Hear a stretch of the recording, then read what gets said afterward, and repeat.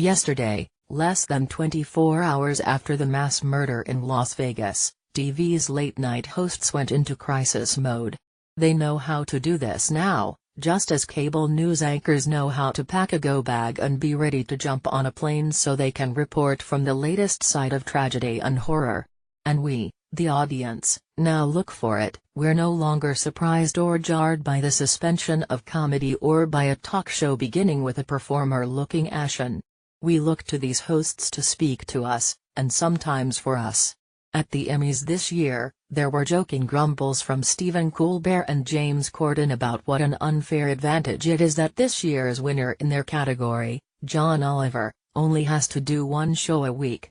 But the kind of breaking news that rivets the country to its TV sets is the one area in which the nightly guys can claim the advantage of immediacy. On Monday, they did so in ways that were both respectful to the moment and true to who each of them are, all beginning their shows with remarks delivered as cold openings. Conan O'Brien, a metamaster of the joke about the joke, went for the non-joke about the non-joke, noting that when he began this job in 1993, occasions like this were extremely rare. Today, when I came into work, my head writer was standing in my office with a sheet of paper, and said, "Here are the remarks you made after the Sandy Hook shootings and the Pulse nightclub attack in Orlando." That struck me. How could there be a file of mass shooting remarks for a late-night host? When did that become normal? Corden, who is, of course, English, spoke as America's bewildered ally. How could his currently adopted country be so defined by gun violence? "I come from a place where we don't have shootings of this frequency, so it's hard for me to fathom," he said plaintively. It should be hard for everyone to fathom.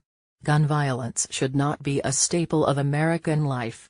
Stephen Colbert, who comes to politics more naturally, called for Congress to act, saying bluntly, "Doing nothing is cowardice," and Seth Meyers, who tracks political hypocrisy and double-talk more savagely than any of his colleagues, aimed his remarks directly at Congress as well, saying, "It would be so much more honest if you would just admit that your plan is to never talk about it and never take any action." All of these hosts spoke from the heart, appropriately and effectively. Their demeanor was somber and their words were thoughtful and well chosen.